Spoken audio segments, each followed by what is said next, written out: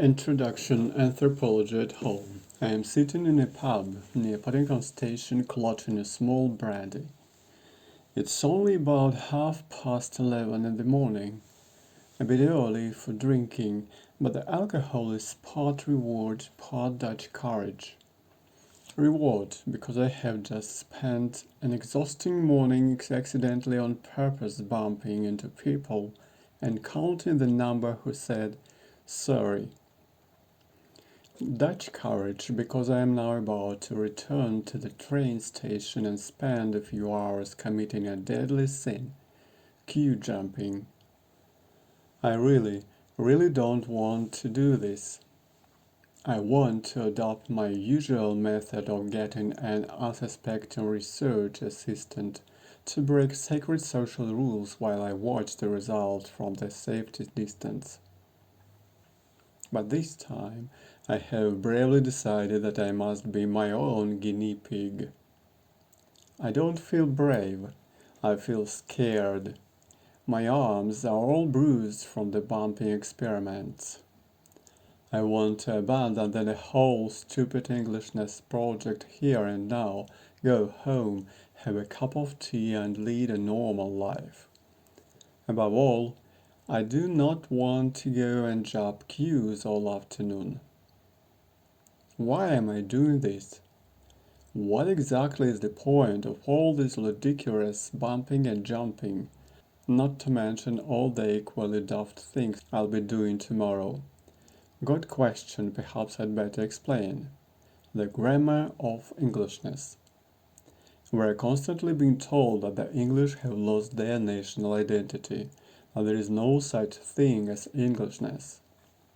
There has been a spate of books bemoaning this alleged identity crisis, with titles ranging from The Plaintiff Anyone for England to the inconsolable England Analogy. Having spent much of the past 12 years doing research on various aspects of English culture and social behavior, in pubs, at race courses, in shops, in nightclubs, on trains, on street corners, I am convinced that there is such a thing as Englishness, and that the reports of its demise have been greatly exaggerated. In the research for this book, I set out to discover the hidden, unspoken rules of English behavior, and what these rules tell us about our national identity. The object was to identify the commonalities in rules governing English behavior, the unofficial codes of conduct that cut across class, age, sex, region, subcultures, and other social boundaries. For example, Women's Institute members and leather-clad bikers may seem, on the surface, to have very little in common, but by looking beyond the ethnographic dazzle of superficial differences, I found that Women's Institute members and bikers and other groups all behave in accordance with the same unwritten rules, rules that define our national identity and character.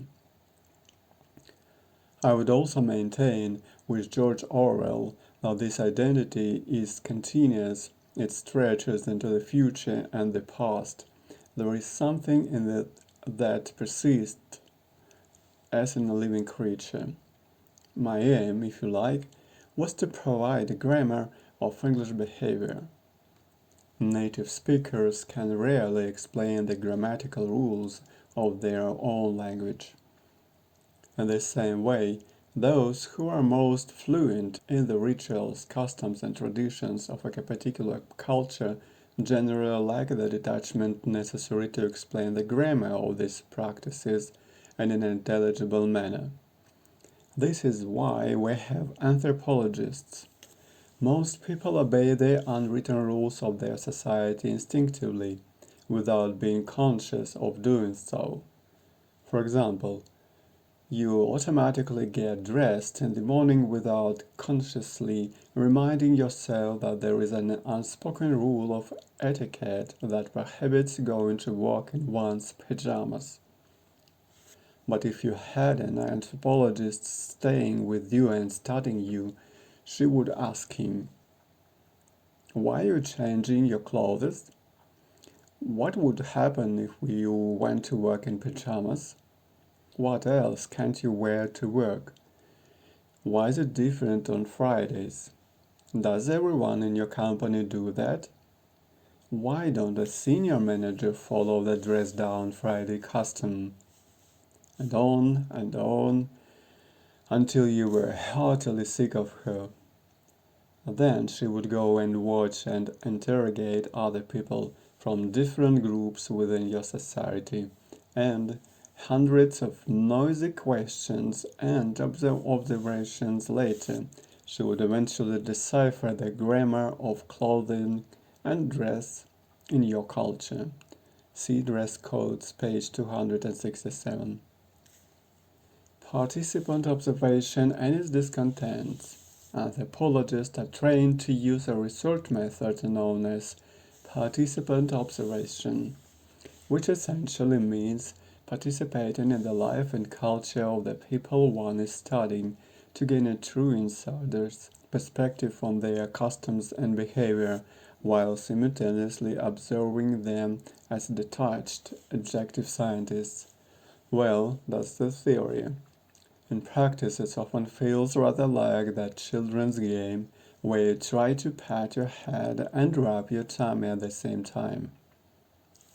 It is perhaps not surprising that anthropologists are notorious for their frequent bouts of field blindness, becoming so involved and meshed in the native culture that they fail to maintain the necessary scientific detachment.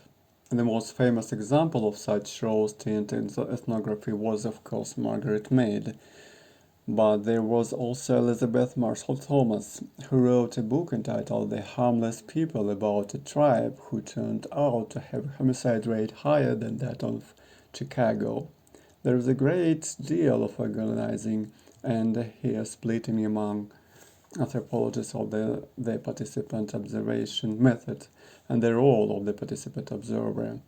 In my last book, The Racing Tribe, I made a joke of this, borrowing the language of self-help psychobabble and expressing the problem as an ongoing battle between my inner participant and my inner observer. I described the bitchy squabbles in which these two inner voices engaged every time a conflict arose between my roles as honorary member of the tribe and detached scientist. Given the deadly serious tone in which this subject is normally debated, my irreverence bordered on heresy. So I was surprised and rather unreasonably annoyed to receive a letter from a university lecturer saying that he was using the racing tribe to teach the participant observation method. You try your best to be a maverick iconoclast and they turn you into a textbook. The more usual, or at least currently fashionable, practice is to devote at least a chapter of your book or PhD thesis to tortured, self-flagellating disquisition on the ethical and methodological difficulties of a participant observation. Although the whole point of the participant element is to understand the culture from a native perspective. You must spend a good 3 pages explaining that your unconscious ethnothetic prejudices and various other cultural barriers probably make this impossible. It is then customary to question the entire moral basis of the observation element and, ideally, to express grave reservations about the validity of modern Western science as a means of understanding anything at all. At this point, the uninitiated reader might legitimately wonder why we continue to use a research method which is clearly either morally questionable or unreliable or both. I wondered this myself until I realized that these doleful recitations of the dangers and evils of a participant observation are a form of protective mantra. a ritual chant similar to the rather charming practice of some Native American tribes, who before setting out on a hunt or chopping down a tree would sing apologetic laments to appease the spirits of the animals where they were about to kill or the tree they were about to fell. A less charitable interpretation would see anthropologists' ritual self-abasements as a disingenuous attempt to deflect criticism by preemptive confession of their failings, like the selfish and neglectful lover who says, "Oh, I'm so selfish and neglectful. I don't know why you put up with me," relying on our belief that such awareness and candid acknowledgement of a fault is almost as virtuous as not having it. But whatever the motive, conscious or otherwise, the ritual chapter organizing of that the role of the participant observer tends to be mind-numbingly tedious. So I will forego whatever preemptive absolution might be gained by this, and simply say that while participant observation has its limitations, this rather uneasy combination of involvement and detachment is still the best method we have for exploring the complexities of human culture, so it will have to do. The good, the bad, and the uncomfortable. In my case, the difficulties of the participant element are somewhat reduced, as I have chosen to study the complexity of my own native culture. This is not because I consider the English to be intrinsically more interesting than other cultures, but because I have a rather wimpish aversion to the dirt, dysentery, killer insects, ghastly food, and primitive sanitation that characterize the mud hut tribal societies studied by more intrepid colleagues. In the mature field of ethnography, my avoidance of discomfort and irrational preference for cultures with indoor plumbing are regarded as quite unacceptably feeble. So I have until recently tried to redeem myself a bit by studying the less salubrious aspects of English life, conducting research in violent pubs, seedy nightclubs, rundown betting shops, and the like. Yet after years of research on aggression, disorder, violence, crime, and other forms of deviance and dysfunction, all of which invariably take place in disagreeable location and at inconvenient times, I still seem to have risen no higher in the estimation of mud hut ethnographers accustomed to much harsher conditions. So, having failed my trial by field work initiation test, I reasoned that I might as well turn my attention to the subject that really interests me, namely the causes of good behavior. This is a fascinating field of inquiry, which has been almost entirely neglected by social scientists. With a few notable exceptions, social scientists tend to be obsessed with the dysfunctional rather than desirable, devoting all their energies to researching the causes of behaviors our society wishes to prevent, rather than those we might wish to encourage. My co-director at the Social Issues Research Center, SIRC, Peter Marsh, had become equally disillusioned and frustrated by the problem-oriented nature of social science, and we resolved to concentrate as much as possible on studying positive aspects of human interaction. With this new focus, we were now no longer obliged to seek out violent pubs, but could spend time in pleasant ones. The latter also had the advantage of being much easier to find, as the vast majority of pubs are congenial and trouble-free. We could observe ordinary, law-abiding people doing their shopping instead of interviewing security guards and store detectives about the activities of shoplifters and vandals. We went to nightclubs to study flattering rather than fighting.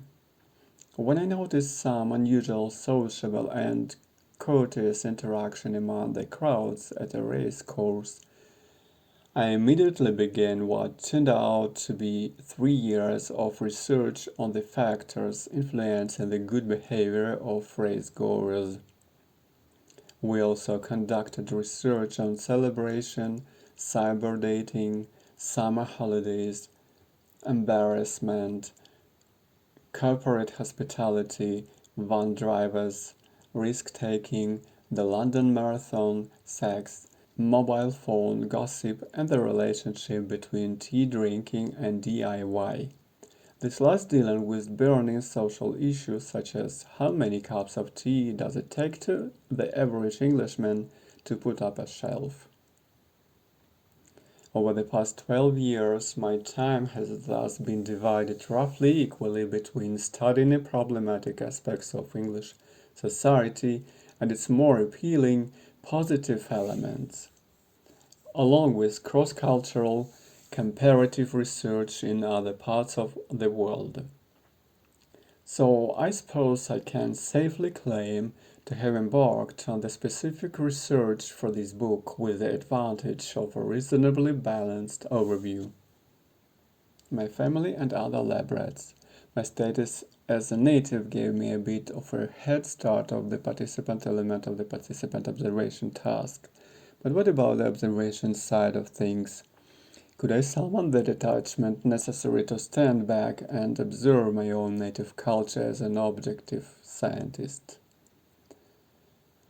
Although in fact I was to spend much of my time studying relatively unfamiliar subcultures, these were still my people, so it seemed reasonable to question my ability to treat them as laboratory rats, albeit with only half of my ethnographer's split personality, the head-patting observer half, as opposed to the tummy-rubbing participant. I did not worry about this for too long, as friends, family, colleagues, publishers, agents, and others kept reminding me that I had, after all, spent over a decade minutely dissecting the behavior of my fellow natives, with, they said, about as much sentimentality as a white-coated scientist withering cells around in a petri dish. My family also pointed out that my father, Robin Fox, a much more eminent anthropologist, had been training me for this role since I was a baby. Like most infants, who spend their early days lying in a pram or caught staring at the ceiling or at dangling animals on a mobile, I was strapped to a Kotiti Indian cradle board and propped upright. A strategic observation points around the house to study the typical behavior patterns of an English academic family. My father also provided me with the perfect role model of scientific detachment. When my mother told him that she was pregnant with me, their first child, he immediately started trying to persuade her to let him acquire a baby chimp and bring us up together as an experiment, a case study comparing primate and human development. My mother firmly vetoed the idea and recounted the incident to me many years later as an example of my father's eccentric and unhelpful approach to parenthood. I failed to grasp the moral of the story and said, "Oh, what a great idea! It would have been fascinating." My mother told me, not for the first time, that I was like just your bloody father. Again missing the point, I took this as a compliment.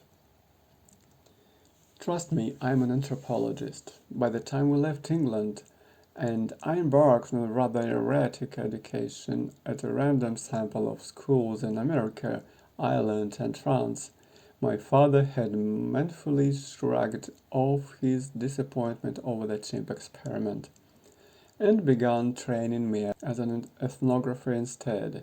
I was only 5, but he generously overlooked this slight handicap. I might be somewhat shorter than his other students, but that shouldn't prevent me grasping the basic principles of ethnographic research methodology. Among the most important of these I learned was the search for rules. When we arrived in any unfamiliar culture, I was to look for regularities and consistent patterns in the native behavior and try to work out the hidden rules, the conventions or collective understandings governing these behavioral patterns. Eventually, this rule hunting becomes almost an unconscious process, a reflex, or, according to some long-suffering companions, a pathological compulsion. 2 years ago, for example, my fiancé Henry took me to visit some friends in Poland. As we were driving in an English car, he relied on me, the passenger, to tell him when it was safe to overtake. Within 20 minutes of crossing the Polish border, I started to say, "Yes, go now, it's safe," even when there were vehicles coming towards us on a two-lane road. After he had twice hastily applied the brakes and aborted a planned overtake at the last minute, he clearly began to have doubts about my judgment. "What are you doing? That wasn't safe at all. Didn't you see that big lorry?" "Oh, yes," I replied, "but the rules are different here in Poland. There is obviously a tacit understanding that a wide two-lane road is really 3 lanes. So if you overtake the driver in front and the one coming towards you, you will move to the side to give you room."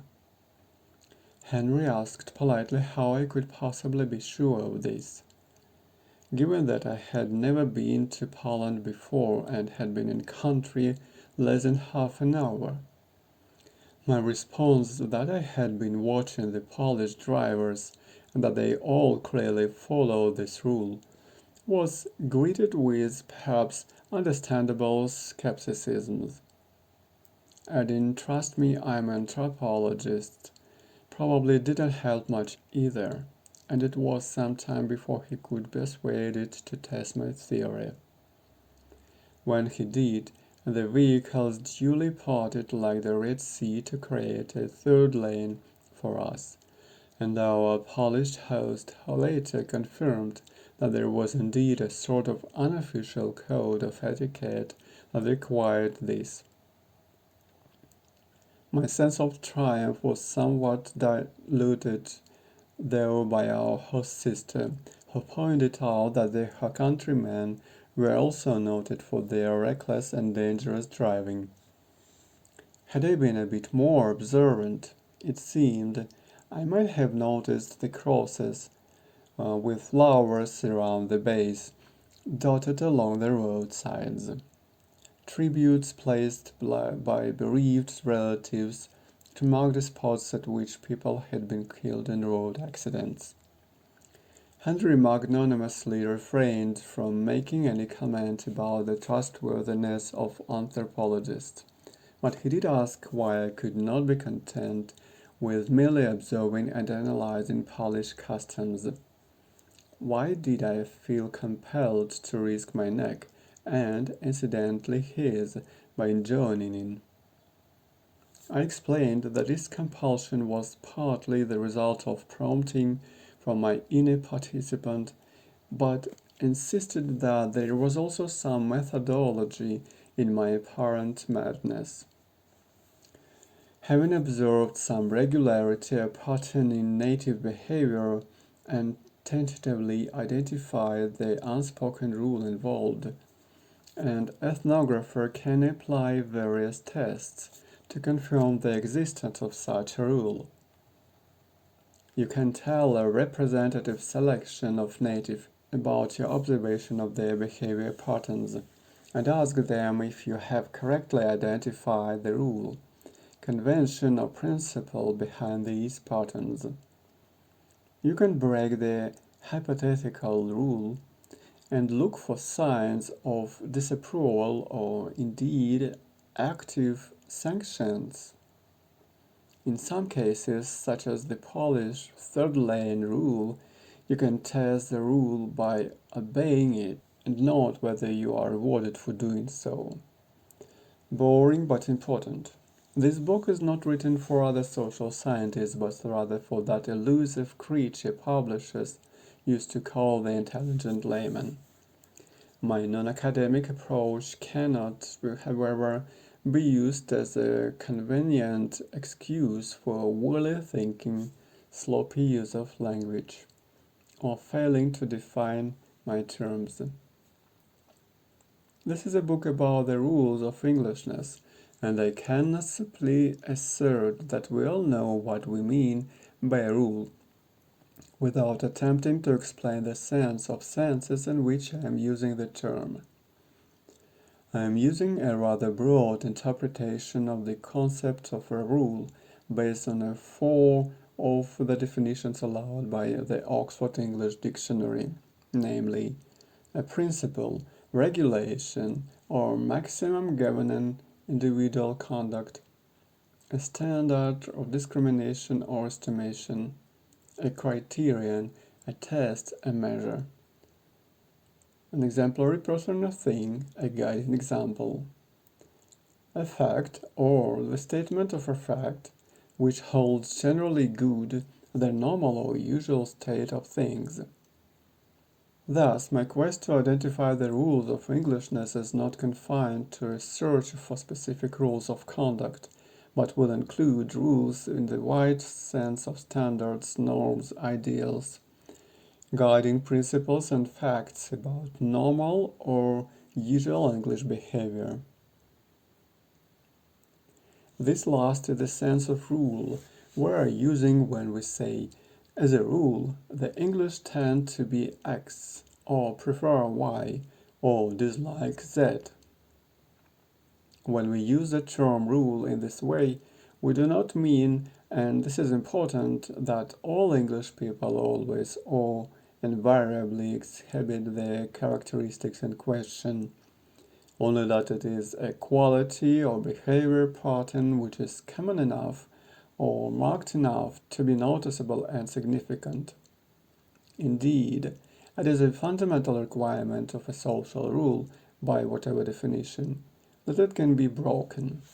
Rules of conduct, or standards, or principles of this kind are not like scientific or mathematical laws, statements of a necessary state of affairs.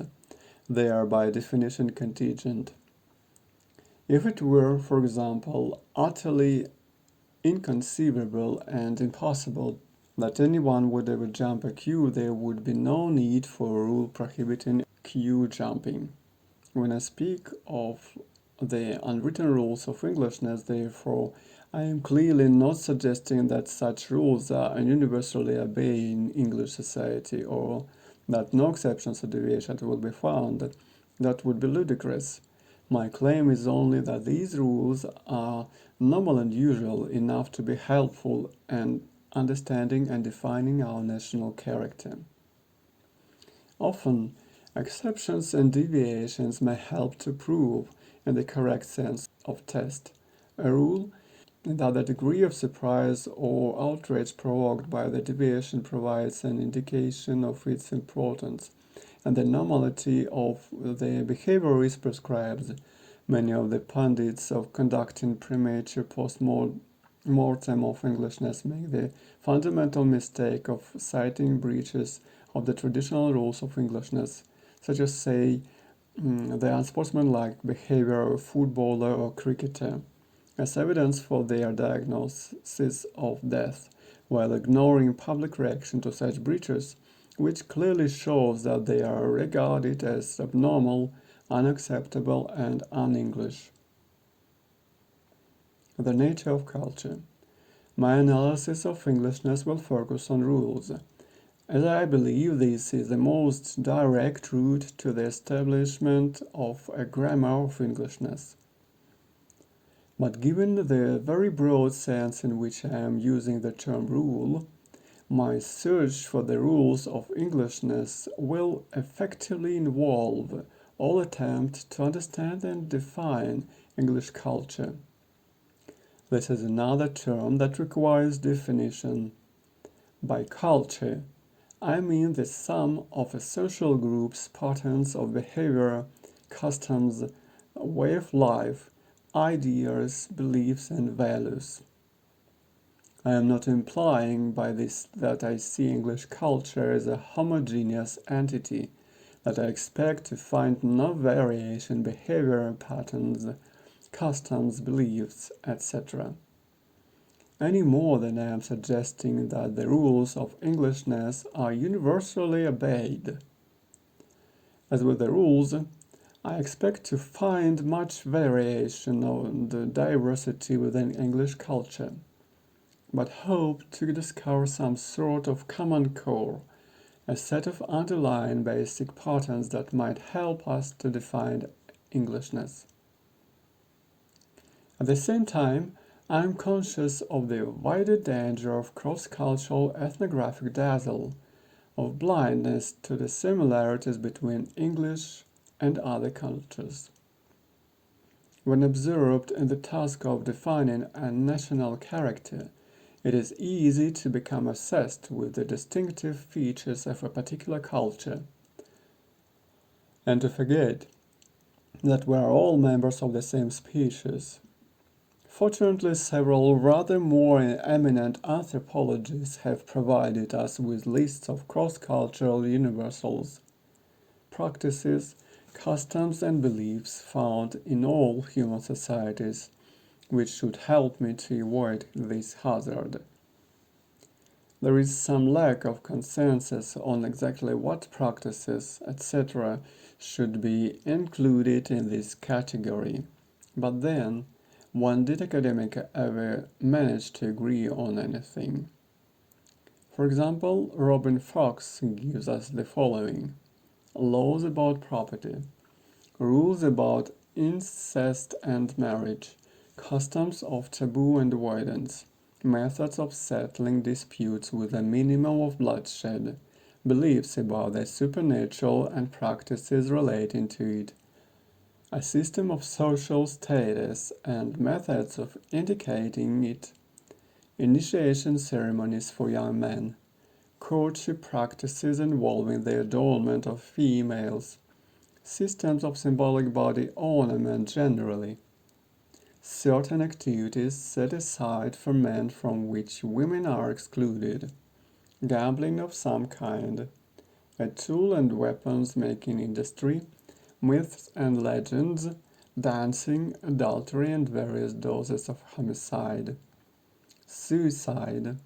homosexuality, schizophrenia, psychosis and neurosis, and various practitioners to take advantage of or cure these, depending on how they are viewed. George Peter Maddock provides a much longer and more detailed list of universals in convenient alphabetical order, but less amusingly phrased. Age grading, athletic sports, bodily adornment, calendar, cleanliness training, community organization, cooking, cooperative labor, cosmology, courtship, dancing, decorative art, divination, division of labor, dream interpretation, education, eschatology, ethics, ethnobiology, etiquette, faith healing, family, feasting, fire making, folklore, food taboos, funeral rites, games, gestures, gift giving, government, greetings, hairstyles, hospitality, housing, hygiene, incest taboos, inheritance rules, joking, kin groups, kinship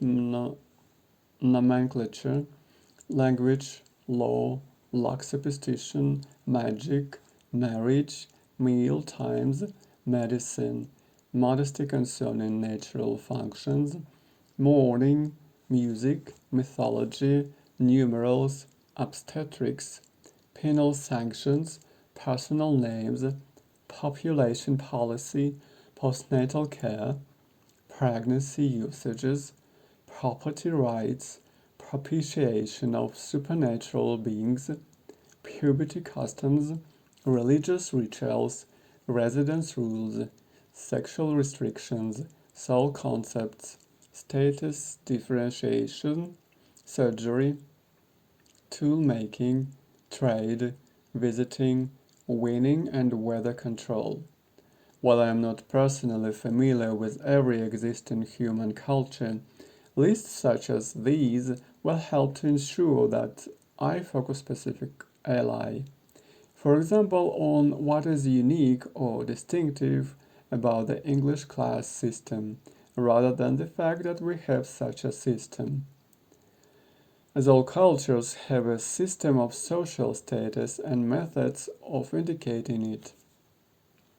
This may seem a rather obvious point, but it is one that other writers have failed to recognize, and many also regularly commit the related error of assuming that certain characteristics of English culture, such as the association of alcohol with violence, are universal features of all human societies.